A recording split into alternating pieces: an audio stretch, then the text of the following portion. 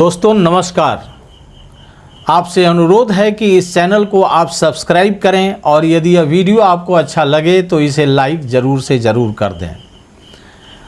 देखिए, चुनावी दंगल होता है वह अलग होता है, लेकिन यहाँ तो अध्यक्ष पद के लिए दंगल हो रहा है। कहाँ किसके बीच में दंगल हो रहा है यह भी जानना तो ज़रूरी है ना। कल तक जो गलबहियां कर रहे थे एक साथ, आज वे अध्यक्ष पद के लिए आपस में टकरा रहे हैं। एक तरफ बीजेपी है, बीजेपी में दो शीर्ष नेतृत्व है, प्रधानमंत्री मोदी और अमित शाह जो गृह मंत्री हैं। एक तरफ ये हैं, यानी गुजराती लॉबी एक तरफ है, दूसरे अब आरएसएस अपना फन है ना फैला रही है और वो बीजेपी को अब यानी इन शीर्ष नेतृत्व को अब और कोई मौका देने के पक्ष में नहीं है और अधिक नहीं हो गया। 10 वर्ष हो गया, बहुत अधिक हुआ, लेकिन अब नहीं होगा। अब अध्यक्ष हमारे अनुसार बनेगा, यानी कि अब एक तबका एक ऐसा हो गया है जो कि कह रहा है कि अब अध्यक्ष इनके मुताबिक नहीं बनना चाहिए, यानी किनके मुताबिक, अमित शाह और प्रधानमंत्री मोदी का अध्यक्ष नहीं होना चाहिए। इन्होंने सत्यानाश कर दिया है, संगठन को इन्होंने अपना खिलौना बना दिया है। जेपी नड्डा पपेट, कठपुतली, जब चाहा इनको नचा दिया। संगठन में जिसको जहां पहुंचाना था नड्डा ने उनके इशारे पर ये पहुंचा के ही दम लिए। अब ये चलने वाला है नहीं। अब हो रहा है कि नड्डा का कार्यकाल समाप्त हो गया है, अब दूसरा अध्यक्ष कौन बनेगा, इसके लिए मारामारी हो रही है, आपस में द्वंद्व हो रहा है। और ऐसा द्वंद्व जो पिछले कितने सालों में कभी ऐसा देखने को नहीं मिला था। और जब आपस में सियासी द्वंद्व स्टार्ट हो जाए तो कहा जाता है कि उस पार्टी की अब अंतिम स्थिति आ गई है, यानी वह एकदम ढलाव पर वो चल रही है और पार्टी आगे की कार्यकाल शायद ही पूरा कर पाए। तो यही स्थिति बीजेपी की होने वाली है। जब ये अध्यक्ष चुन नहीं पा रहे हैं, अपना अध्यक्ष चुन ही नहीं पा रहे हैं, पहले चुनाव तो होता नहीं था, ये दोनों गुजराती बंधु जैसे चाहते थे वैसे कर लिया करते थे, जिनको चुनना था बनाना था बना दिया, आरएसएस मुंह ताकती रह जाती थी। लेकिन अब 2024 के चुनाव के बाद इनकी स्थिति डवाडोल हुई है। जब से इन्हें जनता ने 240 पर समेट दिया है, तब से बीजेपी की सरकार नहीं है, एनडीए की सरकार है। और एनडीए के सरकार में भी दो महत्वपूर्ण बैसाखी है, एक तरफ चंद्रबाबू नायडू और दूसरे तरफ नीतीश कुमार। ये दोनों ही ऐसे खिलाड़ी हैं जो पहले बता चुके हैं कि किस प्रकार से पाला बदला जाता है। तो इस पर विश्वास करके यदि कोई व्यक्ति सोचता है कि हम 5 वर्ष बिना किसी अवरोध के चला लेंगे और सत्ता संभाल के रखेंगे, तो वह बहुत मुश्किल है। और इधर चेतावनी हो रही है आरएसएस के तरफ से कि भाई अब अध्यक्ष तुम्हारा नहीं होगा, अब अध्यक्ष हमारे तरफ से होगा। यानी आप पैनल बनाइए, 2 हो, 3 हो, 4 हो, नाम भेजिए। उन 4 नामों में, उन 3 नामों में, उन 2 नामों में हम तय करेंगे अध्यक्ष कौन होगा।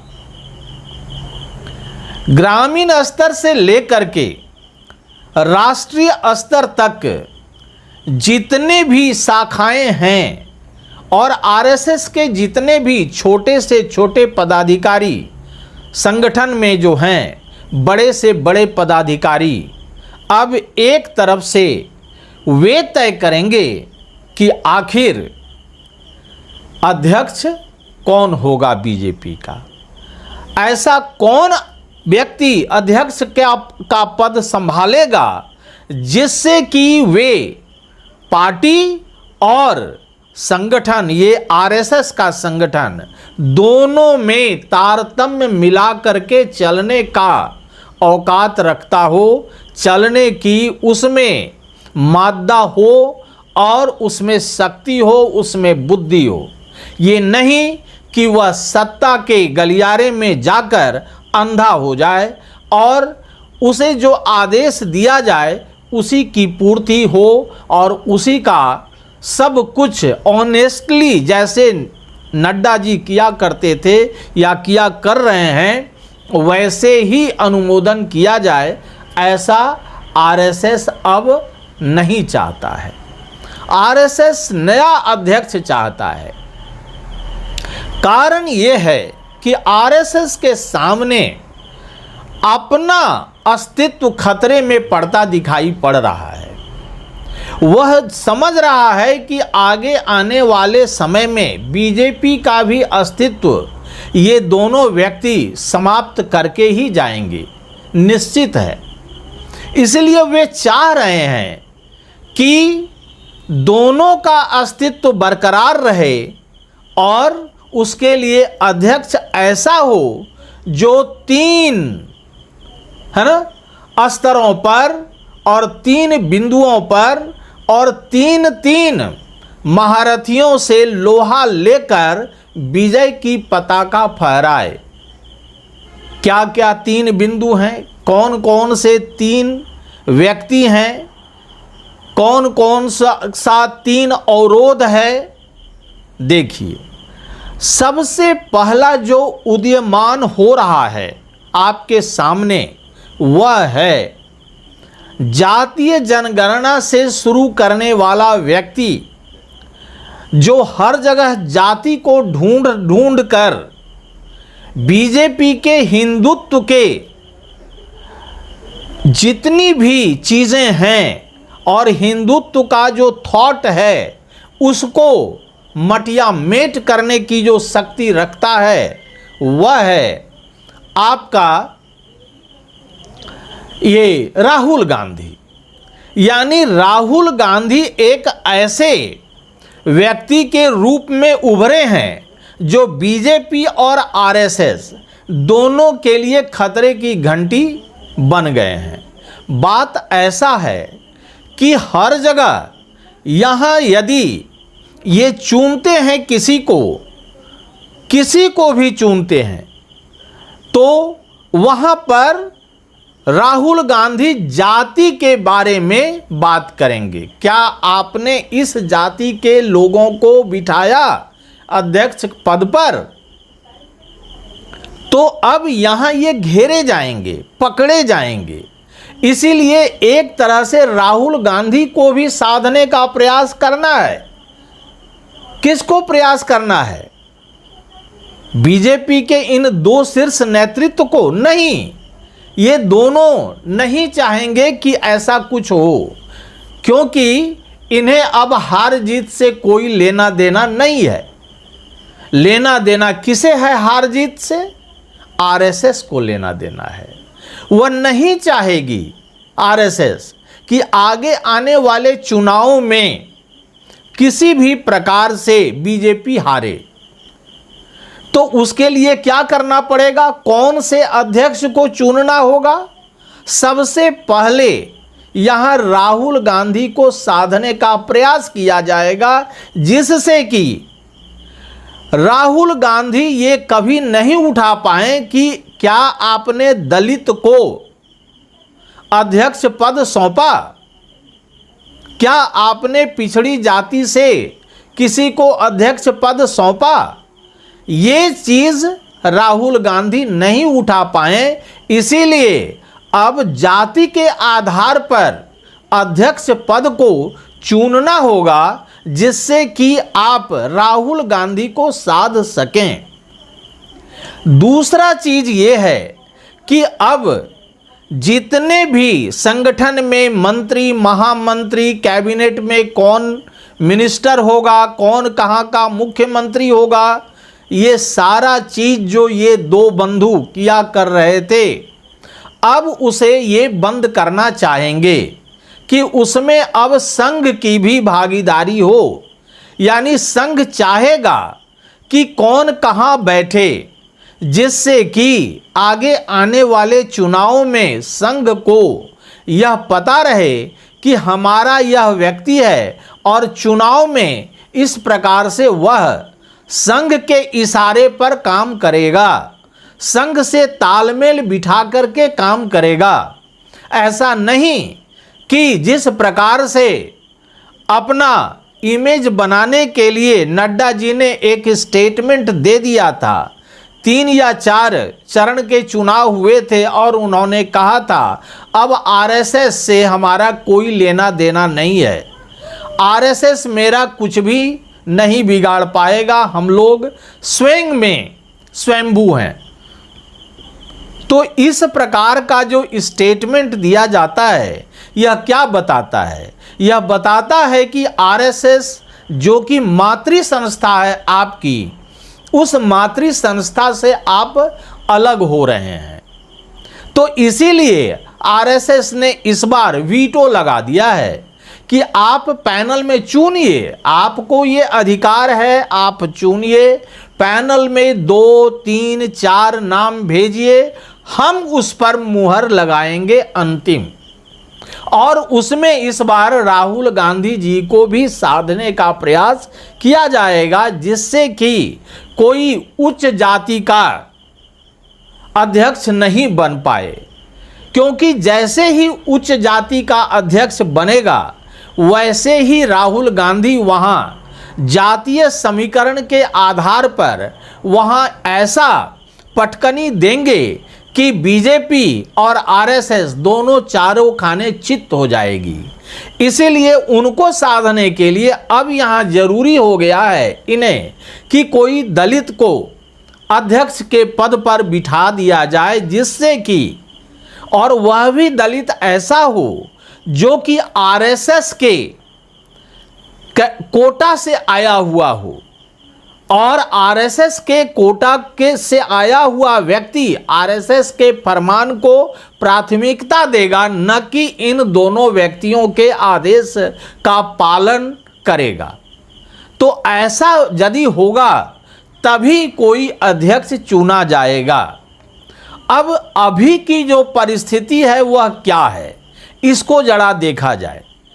मैंने कहा इन दोनों को, यानी प्रधानमंत्री मोदी और अमित शाह को ये चिंता नहीं है कि आने वाले समय में हमें राहुल गांधी से भी 2-4 हाथ करना पड़ेगा, 2-2 हाथ करना पड़ेगा इस मुद्दे पर कि हमारा अध्यक्ष कौन हो। ऐसा नहीं है कि वे इंटरफेयर करेंगे यहाँ से, लेकिन वे यह जरूर उठाएंगे कि देखो बीजेपी में, आरएसएस में दलितों का कोई स्थान नहीं है। और इसी मैटर पर आरएसएस चाहता है कि किसी दलित को या किसी ऐसे व्यक्ति को जो कि उन्हीं के कैटेगरी से निकला हो, और आरएसएस कभी भी ये नहीं चाहेगा कि राहुल गांधी इनके डिसीजन पर कोई इंडेक्सिंग कर सकें, उंगली उठा सकें। ये सब चीज़ें हो रही हैं। तो अभी क्या हो रहा है जिससे कि ये पूरा इन दोनों के बीच में घमासान चल रहा है। घमासान इसलिए चल रहा है, देखिए हमारे ये जो दोनों यानी प्रधानमंत्री मोदी और अमित शाह ये एक तीर से कई निशाने साधने का प्रयास कर रहे हैं। अध्यक्ष के चुनाव में इनकी जो मानसिकता है वह यह है कि ये आरएसएस को भी पटकनी देना चाहते हैं, नंबर 1। नंबर 2, ये इनके विरोध में एक खड़ा हुआ शख्स जो उत्तर प्रदेश यानी लखनऊ से है और वह हैं योगी जी, आदित्यनाथ योगी। अब ये क्या चाह रहे हैं कि ये इसको तो हम हटा करके बीगने वाले थे। देखिए इन दोनों के बीच में 36 का आंकड़ा है। बात स्पष्ट है, यहाँ से शुरू करें तो आपको समझ में आ जाएगी। हुआ यूँ कि जनता ने बार बार बुलडोजर का जो चला वहाँ पर आयोजन हुआ सब कुछ, तो उसके आधार पर पूरे भारतवर्ष में चलने लगा कि मोदी के बाद कोई दूसरा है जो भारत की कमान संभाल सकता है, तो वह है योगी बीजेपी में। ठीक, तो ऐसी स्थिति में अमित शाह कहाँ गए, गुजराती लॉबी कहाँ गई? तो इन लोगों ने उसी समय ये प्लान बनाया था जिसका कि खुलासा अरविंद केजरीवाल जी ने कर दिया था कि जैसे ही 2024 का चुनाव होगा योगी को हटा दिया जाएगा। तो इसका खुलासा जब हो गया और उन्होंने बाकायदा प्रेस कॉन्फ्रेंस करके ये बताया कि ऐसी ऐसी बात है, मुझे सूचना मिली है कि ऐसा होगा और ऐसा होने वाला था भी, लेकिन संघ वहां कुंडली मार कर बैठ गया, नहीं ये नहीं हो सकता है, ये कभी नहीं होगा, योगी को नहीं हटाया जा सकता है। संघ के दबाव में ये दोनों चाह करके भी कुछ नहीं कर पाए। अब यहाँ पर अध्यक्ष के चुनाव में देखिए किस प्रकार से एक तीर से कई निशाने। तीर क्या है कि अध्यक्ष का चुनाव होना है, निशाना किन पर है? निशाना है आपको महाराष्ट्र का चुनाव हो रहा है। महाराष्ट्र के लोकसभा चुनाव में देखा गया कि देवेंद्र फडणवीस उस प्रकार से काम नहीं कर पाए जैसी कि उनसे अपेक्षा थी। तो इस स्थिति में क्या हुआ? इस स्थिति में इन लोगों ने सोचा कि इसे क्यों नहीं हटा लिया जाए और दूसरे को लाया जाए। तो इसको यदि हम हटाते हैं तो महाराष्ट्र में ये गडकरी के समानांतर में है, तो इन्हें यदि केंद्र में लाते हैं तो फिर झगड़ा होगा गडकरी और देवेंद्र फडणवीस का। तो ऐसा किया जाए, क्यों न इसे अध्यक्ष के कुर्सी पर ला करके विराजमान कर दिया जाए, जो कि वहाँ के सत्ता से भी हटाए, गडकरी के साथ कन्फ्रंटेशन भी नहीं हुआ और यहाँ इसको दे दिया गया कि भाई नागपुर भी खुश रहे, यानी सर संघचालक भी खुश रहे। लेकिन ये यहाँ मुश्किल ये है कि राहुल गांधी की जो जातीय जनगणना वाली स्थिति है उसमें ये फिट नहीं बैठते हैं, क्योंकि ये ब्राह्मण समुदाय से आते हैं। वहाँ अब कोई दलित को बैठाना है तो इसमें भी ये फिट नहीं बैठ रहे हैं। अब रहा दूसरा चीज़ कि अब वो तो पैनल में नाम मांग रहे हैं, 2-3 मांग है ना उनकी। अब उसमें इन लोगों ने पहले तो आरएसएस ने कहा संजय जोशी का नाम, लेकिन संजय जोशी और पीएम में 36 का रिश्ता है, इसमें दो राय नहीं है, पहले से ही चला आ रहा है, तो ये तो होगा नहीं। इसके बाद जले पर नमक छिड़क दिया आरएसएस ने यह कहकर कि यदि संजय जोशी नहीं तो वसुंधरा राजे। यहाँ फिर वसुंधरा राजे मोदी जी को पानी भरवा करके ही दम लेंगी। यह तो सबको ये मालूम है कि इनका भी यानी वसुंधरा राजे सिंधिया और मोदी जी का रिश्ता कैसा, ये जग जाहिर है। यदि वो अध्यक्ष पद पर विराजमान होती हैं तो मोदी जी बंगाल की खाड़ी में या हिमालय के है ना तराई में कहीं संन्यास ग्रहण करते नजर आएंगे। तो ऐसी स्थिति में अब दोनों में सुलह होने की जो बात है वहां पर आ रहे हैं एक ही। अब इधर से सोच रहे हैं कि जनता की आशा अभिलाषा जो है अब तक कि मोदी के बाद योगी, इस भावना को और इस डिमांड को हटाया जाए। कैसे? नेपथ्य में भेज दिया जाए योगी जी को, क्या बना करके, अध्यक्ष बना करके। और जैसे ही ये अध्यक्ष बनेंगे लखनऊ की कुर्सी खाली होगी और लखनऊ के कुर्सी पर किसी अपने व्यक्ति को बैठा दिया जाएगा। योगी यदि वहां जाते हैं तो यहां पर अब जातीय समीकरण वाला जो डिमांड है राहुल जी का, वह भी फेल हो जाएगा, क्योंकि साधु संतों के बारे में कहा जाता है उनकी जाति नहीं पूछी जाती है। स्वाभाविक है कि जातीय जनगणना वाले डिमांड पर ये फिट बैठते हैं और इनके रास्ते का जो कांटा है योगी जी वो हट जाएंगे और किसी अन्य को वहां पर बिठा दिया जाएगा अध्यक्ष के लिए। थोड़ा दिन इसके बाद तो फिर इन्हें कहां उठा के फेंका जाएगा स्वयं योगी जी को भी मालूम नहीं रहेगा। और जनता तो आज का न्यूज जो है आज ही भर इसे कल भूल जाती है, तो योगी जी के बारे में भी जनता भूल जाएगी और फिर इन दोनों के लिए निरापद हो जाएगा कि यानी मोदी के बाद इनको यानी अमित शाह को प्रधानमंत्री के पद पर बिठा दिया जाए। ये सारी चीजें, ये सारा चक्रव्यूह और जातीय समीकरण से लड़ने का यानी इसमें राहुल गांधी जी का रोल बहुत बड़ा है।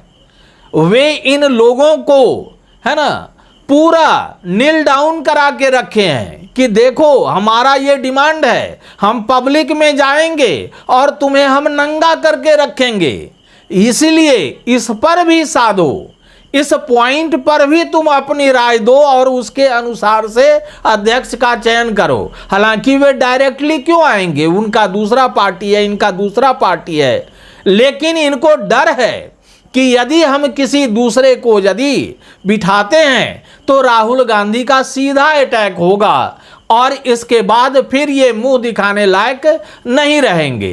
इसीलिए इन लोगों ने आपस में माने पूरा सहमति बना करके सोचा है कि एक ठीक है आपका पैनल ही हम देंगे, लेकिन वो पैनल कैसा होगा अब ये तो राहुल गांधी के अनुसार से होगा, आरएसएस के अनुसार से होगा, इन दोनों का अनुसार नहीं चलेगा। यानी इन लोगों को हर हालत में हार का सामना करना पड़ेगा, हर हालत में इन्हें हारना पड़ेगा। तो इस वीडियो में इतना ही। यदि यह वीडियो आपको अच्छा लगे तो इसे लाइक करें, शेयर करें, कमेंट सेक्शन में जाकर अपना मत हमें जरूर प्रदान करें। धन्यवाद।